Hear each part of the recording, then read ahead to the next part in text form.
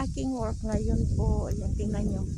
Medyo malamig ngayon ang weather ng Thailand. Kaya yan, andito ako sa aming kamuting kahoy. Yan po ang aming kamuting kahoy. Magha-harvest na naman ako ng aming kamuting kahoy sa ngayon. Mga 2 days. And then after that, magha-harvest.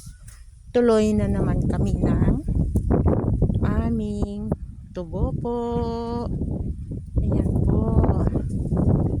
Ganyan lang ang buhay ko. Mamaya nasa gulay, nasa tubuhan, nasa kasaban ako. Ganyan lang ang buhay natin. Ang buhay ko hindi ang buhay ko na aking ginagawa na sobrang busy na hindi alam kung saan ang uunahin kong gagawin. Kaya yan. Oh. Malamig ang weather, mainit nga, may araw nga, kaso naman malamig. At saka ito yung aking pamalo sa aming kamuting kahoy dahil may siyang lupa na katabi sa aming